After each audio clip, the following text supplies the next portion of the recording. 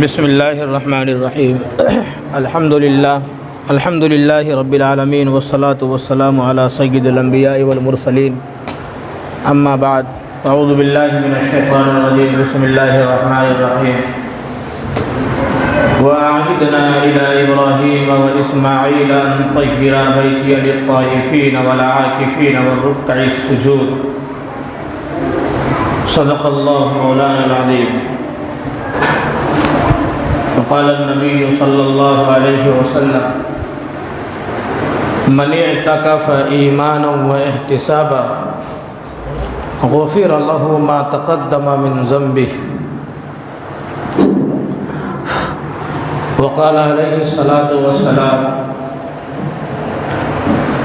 من اعتكف عشرا في رمضان كان كحجتين وعمرتين او کما قال علیہ الصلاۃ والسلام. معزز اور مکرم سامعین، پیارے دینی بھائیوں اور بزرگوں، اللہ تبارک و تعالی نے رمضان کا یہ مقدس مہینہ ہمیں اور آپ کو عنایت کیا ہے. یہ اللہ کا بے حد خاص کرم ہے ہم سب پر. ہم اور آپ یہ سن رہے تھے کہ رمضان کی تیاری کیسے کریں، رمضان آنے والا ہے، رمضان میں گناہوں کو چھوڑ دیں، نیکی کریں. یہ سنتے سنتے رمضان کیسے آیا، ایک عشرہ یعنی 10 دن گزرا، پھر دوسرا عشرہ بھی گزرنے والا ہے اور ہمیں پتہ بھی نہیں لگا. اب آخری عشرہ بالکل قریب ہے، یعنی آخری 10 دن، اور یہ بھی گزر جائے گا. پھر رمضان اللہ کا یہ مہمان، یہ مقدس مہینہ جو ہماری مغفرت کے لیے، بخشش کے لیے آیا تھا، ہمیں معاف کرنے کے لیے آیا تھا، ہمیں جنت دلانے کے لیے آیا تھا، جہنم سے دور کرنے کے لیے آیا تھا. اللہ کا یہ مہمان اپنی رحمتوں، برکتوں، بخششوں، عنایتوں کو لٹا کر ہم سے رخصت ہو جائے گا. اس کے بعد ایک جمعہ اور، جس کو ہم اور آپ الوداع کہتے ہیں، اس کے بعد رمضان ختم. یہ رمضان کیا ہے؟ آپ صلی اللہ علیہ وسلم نے ایک حدیث میں فرمایا، اگر لوگوں کو یہ معلوم ہو جائے کہ رمضان کا مہینہ کس قدر فضیلت والا ہے اور رمضان میں کیا ملتا ہے، تو لوگ تمنا کرنے لگے، یہ خواہش کرنے لگے، دعا کرنے لگے کہ سارا سال ہی رمضان ہو جائے. یہ اتنا مقدس اور بہترین مہینہ ہے، اس قدر یہ بابرکت مہینہ ہے، لوگوں کو یہ تمنا ہو. اسی طریقے سے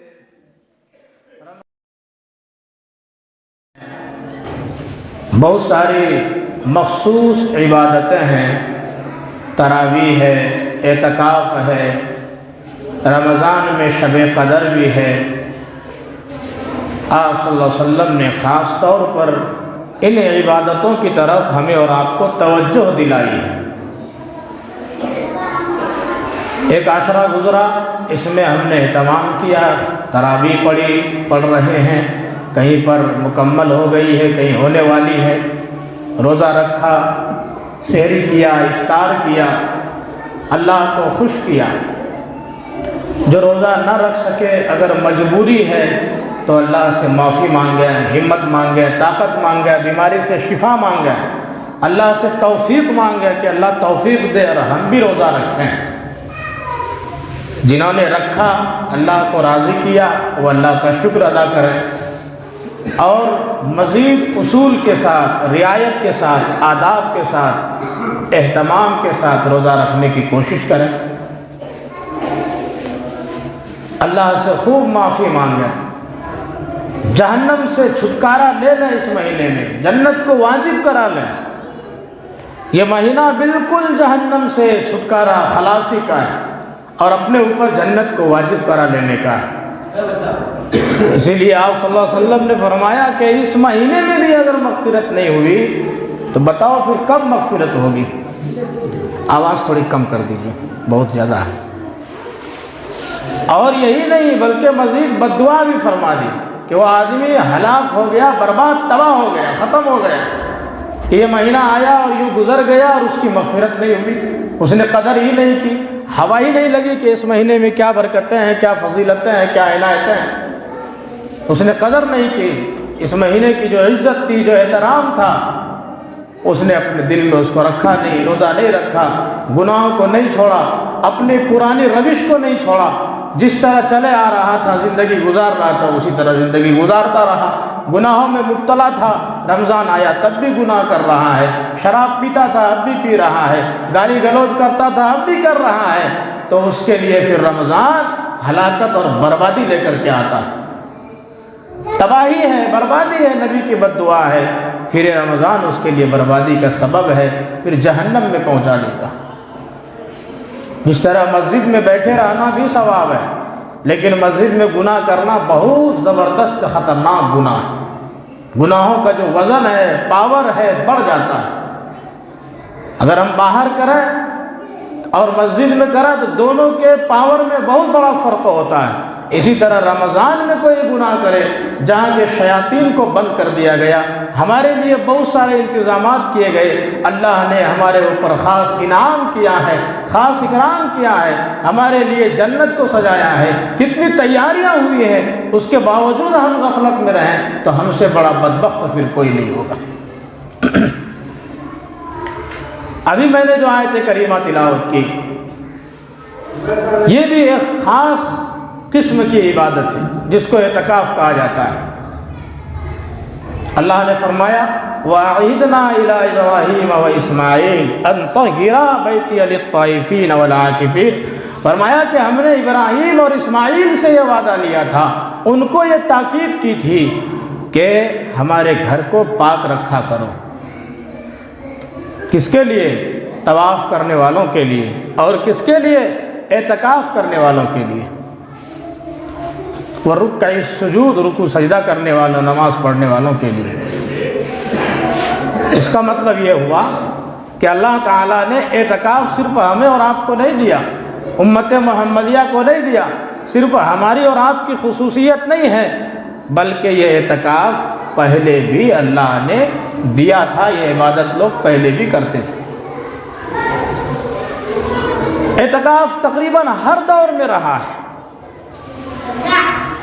اللہ کے جو محبوب اور مقرب بندے ہوتے تھے وہ مختلف جگہوں پر، یا مسجدوں میں، عبادت گاہوں میں، پہاڑ کے غار میں، کھاؤں میں جا کر کے اللہ کی عبادت کیا کرتے تھے، اپنے وقت کو فارغ کر کے، بیوی اور بچوں کو چھوڑ کر، تمام چیزوں کو چھوڑ کر جاتے اور اعتکاف کرتے۔ نبی پاک صلی اللہ علیہ وسلم پر جب وحی نازل ہونی شروع ہوئی، اس سے پہلے ہی آپ بہت پہلے سے غار حرا میں تشریف لے جاتے، آپ وہاں غار کے اندر بیٹھتے، کچھ توشہ لے جاتے، بھوکے زیادہ رہتے، کھانا کم کھاتے، اللہ کی عبادتیں کرتے، ذکر اور تسبیح بیان کرتے۔ ہمیں اور آپ کو جو روزہ دیا گیا، ہم اور آپ روزہ رکھتے ہیں، ذکر اور تسبیح بیان کرتے ہیں، کھانا پینا بھی کم کر دیتے ہیں، رات میں کھاتے ہیں، دن میں نہیں کھاتے، اللہ کی عبادت زیادہ کرتے ہیں۔ لیکن ایک چیز تھی کہ ہم تنہا نہیں ہو پاتے، روزے میں ہم گھر میں مل کر کے رہ سکتے ہیں، کہیں بھی سماج میں رہ سکتے ہیں، تنہائی کا حکم نہیں ہے، لیکن اللہ تعالیٰ نے ہمارے روزے کو نبی کے اعتکاف اور نبی کے غار کے ساتھ ملانے کے لیے نبی تنہائی میں گئے، تسبیحات کا اہتمام کیا، اللہ کے ساتھ سرگوشی کی، فرمایا کہ تم لوگ بھی رمضان کا جب آخر عشرہ آ جائے تو ضرور وقت فارغ کر کے مسجد میں آ جاؤ، تنہائی میں ہو جاؤ، اللہ کے ساتھ سرگوشی کرو۔ جس طرح ہمارا محبوب تنہائی میں گئے، سرگوشی کی، اللہ سے بات چیت شروع کی، بالکل تمام چیزوں سے یکسو ہو گئے، بالکل دنیا سے بالکل یکسو ہو گئے، بالکل اس طرح سے کہ نکل جائے دم تیرے قدموں کے نیچے، یہی دل کی حسرت، یہی آرزو ہے، بالکل اسی طرح تم بھی ہو جاؤ۔ ایک وقت ایسا متعین کرو کہ تمہارے اور اللہ کے درمیان کوئی نہ رہے، تنہائی میں چلے جاؤ۔ اس کے لیے آپ صلی اللہ علیہ وسلم سے بھی اللہ نے اہتمام کروایا۔ جب سے آپ مدینہ تشریف لائے کبھی بھی آپ نے اعتکاف کو ترک نہیں فرمایا۔ ایک مرتبہ روایتوں میں ملتا ہے کہ اعتکاف کسی مجبوری میں آپ صلی اللہ علیہ وسلم نے چھوڑ دیا، تو دوسرے سال آپ نے 20 دن کا اعتکاف فرمایا۔ وہ 10 دن جو پہلے چھوٹا اور 10 دن اس مہینے کا، اس رمضان کا، اس سال کا اعتکاف۔ تو اس سے سمجھ میں آیا کہ اعتکاف آپ صلی اللہ علیہ وسلم نے ہمیشہ فرمایا، اس کی تاکید فرمائی، اس کا ثواب بیان کیا، فضیلت بیان فرمائی۔ تو یہ بہت بڑی عبادت ہے۔ اعتکاف میں ہمیں اور آپ کو شب قدر جیسی عظیم نعمت مل جاتی ہے، جس میں عبادت کر لینا 1000 مہینوں سے بہتر ہے۔ یہ گھر میں اس کو پا لینا بہت مشکل کام ہے، اور اگر اعتکاف ہم نے کر لیا تو اللہ کی ذات سے امید ہے کہ شب قدر کو ہم ضرور پا لیں گے۔ یہاں سونے والا بھی عبادت میں شمار ہو رہا ہوتا ہے۔ ہم اور آپ سو رہے ہوتے ہیں، فرشتہ عبادت میں ثواب لکھ رہا ہوتا ہے، عبادت میں وقت کو لکھ رہا ہوتا ہے۔ ایک مرتبہ دن اور رات میں بحث ہوئی۔ بچوں کو اوپر بھیج دیجئے، اوپر بھیج دیجئے بھائی، جائیے کوئی اوپر بھیجیے نا۔ ایک مرتبہ دن اور رات میں بحث ہوتی ہے۔ دن کہتا ہے کہ بھائی ہم تم سے افضل ہیں، رات کہتی ہے کہ ہم تم سے افضل ہیں۔ دونوں بحث کر رہے ہیں، دونوں نے کہا دلیل پیش کرو۔ دن نے دلیل پیش کی، کہا ہمارے اندر 3 نمازیں ہیں، فجر دن کے اندر، ظہر عصر دن کے اندر۔ دن نے کہا جمعہ کے اندر ایک ایسی ساعت آتی ہے جس میں اللہ ہر بندے کی دعا کو قبول کرتا ہے، وہ دن کے اندر ہے۔ اسی طرح دن کے اندر بندہ بہت سارا کام کر سکتا ہے، اللہ کی نعمتیں حاصل کرتا ہے، کماتا ہے، بیوی بچوں کے خرچے کا انتظام کرتا ہے، یہ دن کے اندر ہوتا ہے۔ بہت ساری دلیلیں دی۔ اب دن نے کہا کہ تم ثابت کرو کہ تم کیسے ہم سے بہتر ہو۔ رات نے کہا کہ اللہ کے جو محبوب بندے ہوتے ہیں وہ رات میں اٹھتے ہیں، اللہ سے لو لگاتے ہیں۔ کہ یہ کوئی مضبوط دلیل نہیں ہے، اور پیش کرو۔ رات نے پھر کہا کہ ہمارے اندر بھی 2 نمازیں ہیں، اور بہت ساری ایسی چیزیں ہیں۔ رات میں بندہ آرام کرتا ہے، دن میں عبادت کے لیے فریش ہوتا ہے۔ دن کاٹتا چلا گیا کہ تمہاری کوئی دلیل مضبوط نہیں ہے۔ بالآخر رات نے ایک ہی دلیل پیش کر دی اور خاموش ہو گئی۔ کہا لیلۃ القدر خیر من 1000 شہر، یہ جو شب قدر ہے، لیلۃ القدر یہ رات کے اندر ہے، اور لیلۃ القدر 1000 مہینوں سے بہتر ہے، اور 1000 مہینے میں دن بھی داخل ہے۔ تو تم جو دن ہو تم تو میرے اندر داخل ہو، تمہاری فضیلت میری وجہ سے ہے۔ 1000 مہینے سے زیادہ بہتر ایک رات، اور دن بھی اسی مہینے میں 1000 مہینے میں آ گیا۔ دن خاموش ہو گیا، رات جیت گئی۔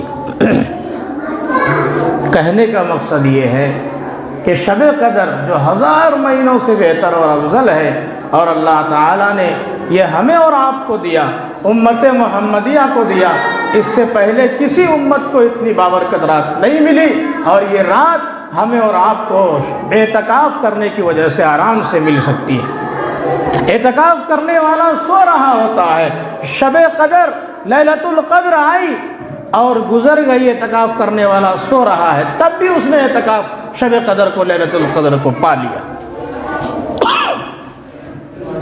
نبی پاک صلی اللہ علیہ وسلم نے فرمایا، جو آدمی اللہ کو راضی کرنے کے لیے ایک دن کا بھی اعتکاف کر لے اللہ تعالیٰ اس کے تمام پچھلے گناہوں کو معاف فرما دیں گے۔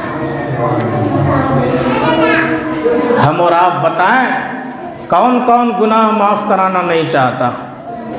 سب لوگ چاہتے ہیں نا بھائی، تو ہم اور آپ اعتکاف کی نیت ابھی سے کر لیں۔ بیچ میں ایک دو موٹی سی بات ہم بتا دیں۔ بہت سارے لوگ ابھی بھی پوچھ رہے ہیں کہ بھائی زکوٰۃ کے متعلق جو بتائی جاتی ہے تو ہمارے حالت کے حساب سے بتائیے۔ بیچ میں ایک دو بار زکوٰۃ کے اوپر پھر میں اعتکاف پہ آ جاؤں گا۔ عموماً ہماری حالت یہ ہے کہ ہر گھر کا ایک فرد دو فرد جو ہے کماتا ہے کھاتا ہے، گھر میں جانور ہیں، گائے بیل بھینس بکری یہی سب پالتے ہیں۔ عورتوں کے پاس کچھ زیورات ہوتے ہیں، سونے چاندی، بچیوں کے پاس بھی ہے، بیوی کے پاس بھی ہے۔ پیسے کبھی بینک میں ہوتے ہیں کبھی نہیں ہوتے ہیں، خرچ ہو جاتا ہے۔ تو ہماری جو حالت ہے اس کے حساب سے زکوٰۃ کا مسئلہ بتائیے۔ عموماً زکوٰۃ کا مسئلہ بتانے والا خوب بتا دیتا ہے، دماغ لوڈ نہیں لیتا۔ دو تین باتیں یاد رکھیے،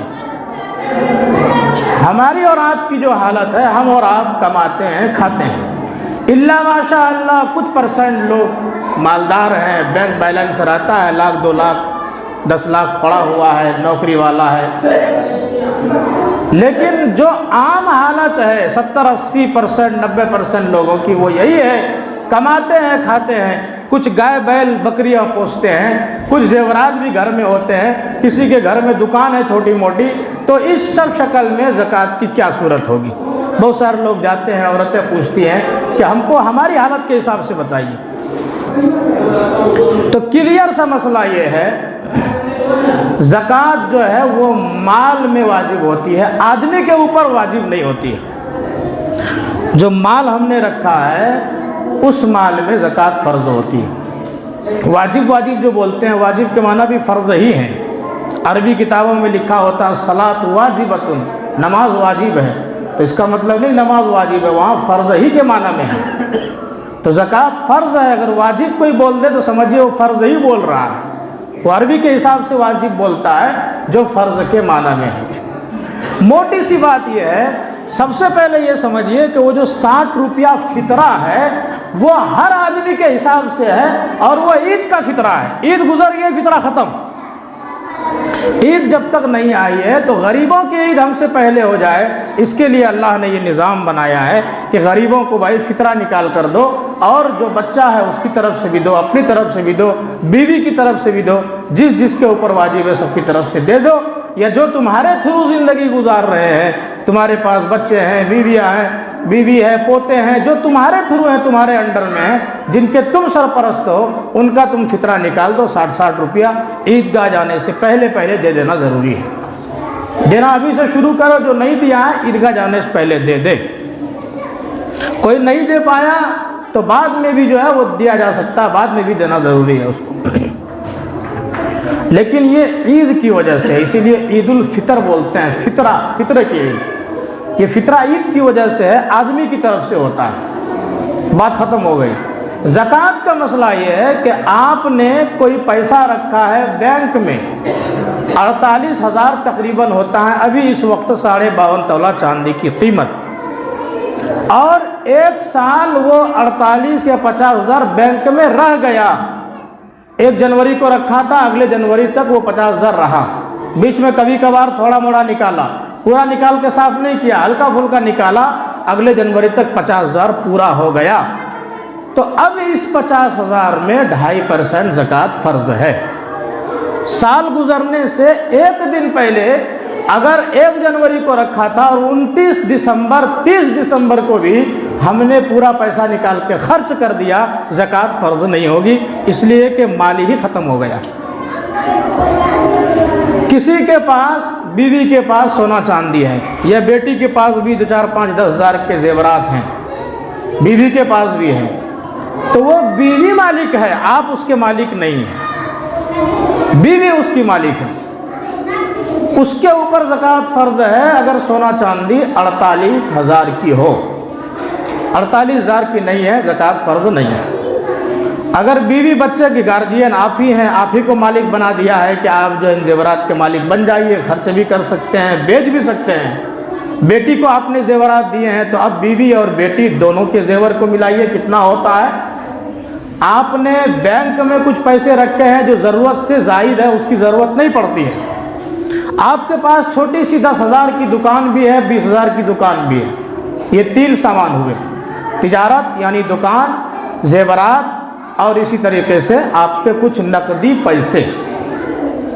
تو اب تینوں کو جوڑ لیجئے، تینوں کی رقم اگر 48,000 پہنچتی ہے اور ان تینوں پر سال گزر جائے، تینوں پر سال گزر جائے، اگر کوئی ایک ہی مال ہے، 50,000 پیسہ ہی ہے تو 50,000 پیسے پر سال گزرے، اگر 3 مال کو ملا کر 50,000 پورا ہو رہا ہے تو تینوں مال پر سال گزرے تو سال گزرنے کے بعد زکوٰۃ فرض ہوتی ہے۔ یہ عمومی مسئلہ ہے۔ اب ہمارے یہاں گائے ہیں، بیل ہیں، بکریاں ہیں، بھینس ہیں، اگر کوئی تجارت کرتا ہے، خریدتا ہے بیچتا ہے، خریدتا ہے بیچتا ہے، تب تو اس میں زکوٰۃ ہوگی اگر سال بھر خریدتا رہا بیچتا رہا تو، ورنہ اگر پال رہا ہے، پوس رہا ہے ایسے ہی دودھ کے لیے یا ایسے ہی ضرورت کے لیے تو اس میں زکوٰۃ نہیں ہے، اس میں زکوٰۃ فرض نہیں ہے۔ یہ ایک موٹا سا مسئلہ ہوا جو ہمارے عمومی حالات کے اعتبار سے۔ اب ہمارے یہاں کچھ کھیت کھلیان ہے، کسی کو 10 کٹھا 20 کٹھا 1 بیگھہ 2 بیگھہ، کھیت میں زکوٰۃ نہیں ہے۔ کھیت کی زکوٰۃ یہ ہے کہ جب پیداوار ہو جائے، بھٹا ہو گیا، گیہوں ہے، چاول ہے، جس موسم میں جو بھی اناج ہوا، آپ اپنے حساب سے اپنے خرچ سے اگر پانی بھی پٹاتے ہیں، پانی پٹانے میں خرچ ہوتا ہے تو جتنا اناج ہے گھر لائیے، اگر 2 کنٹل ہوا وزن کر لیجئے اور 20واں حصہ 19 حصہ آپ رکھ لیجئے، 19 کلو 1 کلو اللہ کے راستے میں دے دیجئے۔ اور اگر صرف بارش کے پانی سے ہی سیراب ہوتا، آپ خرچ نہیں کرتے ہیں ذرہ برابر، تو اس میں 10واں حصہ ہے، اسی کو عشر بولا جاتا ہے، یعنی 9 کلو آپ رکھیے اور 1 کلو اللہ کے راستے میں دیجیے۔ اور اگر پٹون میں آپ بھی خرچ کرتے ہیں تو 19 کلو آپ رکھیے، 1 کلو اللہ کے راستے میں دیجیے۔ یہ کھیت کی زکوٰۃ کا الگ مسئلہ ہے، گائے بیل بھینس کی زکوٰۃ کا الگ مسئلہ ہے، اور جو ہمارے گھر میں سونے چاندی کچھ پیسے پڑے ہوتے ہیں، اگر سال گزر جائے تب زکوٰۃ ہے ورنہ زکوٰۃ نہیں ہے۔ یہ ایک موٹا موٹا مسئلہ ہوا، اس کو آپ ذہن میں رکھیے۔ اب آگے آئیے، اعتکاف کے بارے میں یہ جان لینا ضروری ہے کہ جو اعتکاف کرے گا وہ بالغ ہو، جو بالغ نہ ہو، جو بچہ ہو، 15 سال سے عمر کم ہو، وہ اگر اعتکاف کرے تو وہ نفلی اعتکاف ہے، رمضان کا اعتکاف نہیں ہوگا۔ اعتکاف میں ایک شرط یہ ہے کہ اعتکاف کرنے والا روزہ رکھ سکتا ہو۔ اگر کوئی اعتکاف کر لیا اور ایک بھی روزہ نہیں رکھا یا روزہ ٹوٹ گیا تو روزہ ٹوٹنے کے ساتھ اعتکاف بھی ختم ہو جائے گا، ٹوٹ گیا۔ یہ بنیادی شرط ہے۔ اعتکاف میں ایک شرط یہ ہے کہ نیت سے داخل ہو، ایسے ہی کوئی آ گیا مسجد میں ٹھہر گیا، نیت نہیں کیا تو اعتکاف نہیں ہوگا۔ نیت کے لیے ضروری ہے کہ زور سے ایک بار بول دے، اے اللہ میں تیرے لیے اعتکاف کی نیت کر رہا ہوں، کہہ کر کے 20 تاریخ کو سورج ڈوبنے سے پہلے مسجد میں آ جائے۔ اگر سورج ڈوب گیا اب آ رہا ہے تو اعتکاف نہیں ہوگا۔ نفلی اعتکاف الگ ہے، کبھی بھی اعتکاف کر سکتے ہیں۔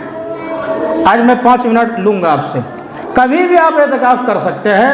مسجد آئے ہیں آپ، نیت کر لیجئے، اللہ میں اعتکاف کی نیت سے بیٹھا ہوں، آپ کا اعتکاف میں وقت لکھا جا رہا ہے، ثواب مل رہا ہے۔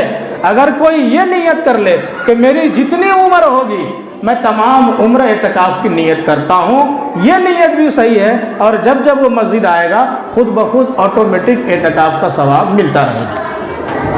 بات سمجھیے دھیان سے، اگر کوئی نیت کر لیجیے آپ لوگ بھی کہ میں جب بھی مسجد آؤں، اے اللہ میں اعتکاف کی نیت کر رہا ہوں، اپنے عمر تک زندگی تک میں اعتکاف کی نیت کرتا ہوں۔ مسجد آئیے، اعتکاف کی نیت کیے ہیں، ثواب شروع۔ کرنا کیا ہے؟ مسجد میں دنیا کی باتیں زیادہ نہ ہو، ضرورت کی بات ہلکی پھلکی کر لے، باقی باہر جا کے کریں۔ اعتکاف کرنے والا ہر بے حیائی بری باتوں سے رکے، بالکل گمسم اور چپ بھی نہ رہے، تلاوت وغیرہ کرتا رہے۔ ملے گا کیا؟ جیسے ابھی بتایا گیا، نبی پاک صلی اللہ علیہ وسلم نے ایک تو فرمایا کہ تمام کے تمام گناہ معاف، دوسری بات یہ کہ کہ اعتکاف کرنے والا اللہ کے در پر پڑ جاتا ہے، اے اللہ جب تک تو مجھے نہیں دے دے گا میں تیرے در سے ہٹنے والا نہیں ہوں۔ وہی شعر نکل جائے دم تیرے قدموں کے نیچے، یہی دل کی حسرت یہی آرزو ہے۔ اللہ کو کہیں کہ جب تک آپ مجھے نہ دے دیں میں آپ ہی کے در پر پڑا رہوں گا، میں نکلنے والا نہیں ہوں۔ یہی کہتا ہے اعتکاف والا۔ اچھا ہم میں اور آپ میں یہ کون کون نہیں چاہتا کہ اللہ تعالیٰ مجھے مفت میں حج کا ٹکٹ دے دے اور حج کو بھیج دے، عمرہ کا ٹکٹ دے دے اور بھیج دیں؟ بتائیے کون نہیں چاہتا ہے؟ سب لوگ چاہتے ہیں نا انشاءاللہ، سب لوگ چاہتے ہیں اللہ کے گھر کی زیارت کریں گے، اللہ ہم کو کہیں سے حج کرا دے، عمرہ کرا دے۔ کون چاہتا ہے؟ ذرا ہاتھ اٹھائیے تو حج اور عمرہ کرنا کون چاہتا ہے؟ ذرا ہاتھ کھڑا کیجیے۔ جو نہیں کھڑا کریں گے مطلب اس کو حج اور عمرہ سے مطلب نہیں ہے۔ کرنا چاہتے ہیں نا بھائی، دل میں نیت ہے نا؟ سب لوگ یہ چاہتے ہیں کہ اللہ کے گھر کی زیارت ہو جائے، اللہ کے گھر کو دیکھ لیں، اللہ کی زیارت کر لیں، اللہ کا وہ دروازہ، اللہ کا وہ گھر، وہ چوکھٹ، وہ کعبہ اور مسجد نبوی، نبی پاک صلی اللہ علیہ وسلم جہاں آرام فرما رہے ہیں۔ یہ کون مومن نہیں چاہے گا؟ ہر مومن ادنا ایمان والا بھی چاہے گا کہ اللہ کے گھر کی زیارت ہو، نبی کے روضے کی زیارت ہو جائے۔ اس سے خوش نصیب آنکھ ہو ہی نہیں سکتی جس آنکھ نے نبی کے گھر کی زیارت کر لی، نبی کے در کی زیارت کر لی اور اللہ کے گھر کی زیارت کر لی۔ ہر آدمی یہ چاہتا ہے، لیکن ہم مجبور ہیں، پیسے ہمارے پاس نہیں، ہم غریب ہیں، وہاں تک جا نہیں سکتے، ہم کماتے ہیں کھاتے ہیں، پیسہ بچتا نہیں۔ اللہ نے کہا مایوس مت ہونا، تم غمگین مت ہونا، رنجیدہ مت ہونا، تمہارے لیے رمضان میں ایک آفر آنے والا ہے۔ من اعتکف فی رمضان، جس نے رمضان میں اعتکاف کیا، رمضان کے 10 دنوں میں، فرمایا کان کحجتین، اس نے گویا 2 حج مکمل کر لیا، وعمرتین، اور اس نے 2 عمرہ مکمل کر لیا۔ کیا فرمایا؟ کہ جو رمضان میں 10 دن کا اعتکاف کر رہا ہے، کان کحجتین، اس نے 2 مکمل مقبول حج کر لیا اور 2 مکمل مقبول عمرہ کر لیا۔ بندہ حج کو جاتا ہے، اصول اور آداب معلوم نہیں ہوتے، طواف کر رہا ہے معلوم نہیں کیسے کرنا ہے، پتھر مار رہا ہے معلوم نہیں کیسے مارنا ہے، صفا اور مروہ پر دوڑ رہا ہے معلوم نہیں کیسے دوڑنا ہے۔ حج کبھی قبول ہوتا ہے کبھی نہیں ہوتا، لیکن اللہ کا یہاں وعدہ ہے کہ 2 مقبول حج اور 2 مقبول عمرے کا ثواب بیٹھے بیٹھے ملے گا۔ یہ غریبوں کے لیے اللہ نے آفر دیا، جن کے پاس پیسے نہیں ہیں، نہیں جا سکتے، فری میں آ جا، شب قدر کا بھی ثواب دے دوں گا، شب قدر نصیب کر دوں گا۔ نبی نے فرمایا لیلۃ القدر جو 1000 مہینے سے بہتر ہے، اس کو رمضان کے آخری عشرے میں تلاش کرو، 21 کو، 23 کو، 25 کو، 27 اور 29 کو تلاش کرو تو تمہیں شب قدر مل جائے گی، اور یہ آسانی سے اعتکاف والا پا سکتا ہے۔ فرمایا جو اعتکاف کر لے تو اس کے لیے 2 حج 2 عمرے کا ٹکٹ آفر میں دوں گا اور بالکل مکمل ثواب دوں گا، ذرہ برابر کوئی کمی نہیں ہوگی۔ اور گناہ تو ایسے ہی معاف ہو رہے ہیں، درجات تو ایسے ہی بلند ہو رہے ہیں۔ اگر ہمارے لیے جنت کا نچلا طبقہ لکھا ہے، اعتکاف کر لو، جنت کے بلند مرتبے پر پہنچ جاؤ گے۔ جس نے 1 دن کا اعتکاف کیا، فرمایا اس کے اور جہنم کے درمیان اللہ 3 خندق آڑ فرما دیتے ہیں۔ خندق کہتے ہیں گڈھے کو، اور ایک گڈھا ایک خندق کی دوری اتنی ہے جتنی دوری آسمان اور زمین کی ہے۔ ایک حدیث میں آیا ہے جتنی دوری پچھم اور پورب کی ہے۔ اب آپ بتائیے 1 دن کے اعتکاف کا ثواب 3 خندق کی دوری، جو 10 دن اعتکاف کر لے 30 خندق کی دوری ہو گئی۔ یعنی مطلب یہ ہے کہ اس کو اللہ پھر جہنم میں نہیں ڈالے گا۔ ہم اور آپ چاہتے ہیں جہنم سے خلاصی؟ کون کون چاہتا ہے بھائی کہ اللہ ہم کو دنیا ہی میں سرٹیفکیٹ دے دے کہ جہنم سے خلاصی لکھ دی گئی، اب تم کو جہنم میں نہیں ڈالیں گے؟ یہ ہم میں سے ہر ایک چاہتا ہے۔ تو بس ضرورت اس بات کی ہے کہ موسم آ گیا ہے، وقت آنے والا ہے، آج ہم اور آپ تیاری کر لیں، کل کام جو بھی ہے آگے پیچھے کر کے پرسوں عصر کے بعد آپ بوریا بستر لے کر آ جائیں، اللہ کے در پہ پڑ جائیں، اور جتنی پریشانیاں مشقتیں مصیبتوں میں گرے ہوئے ہیں، بیماریاں آفتیں ہیں بلائیں ہیں، اللہ کو کہہ دے اللہ جب تک تو ختم نہیں کرے گا تیرے در سے ہم ہٹنے والے نہیں۔ کہیں گے انشاءاللہ جب تک تو बलाओं को ख़त्म नहीं करेगा, मुसीबतों को ख़त्म नहीं करेगा, मेरे रिस्क की परेशानी को हल नहीं करेगा, फला बीमार है जब तक तो शिफा नहीं देगा।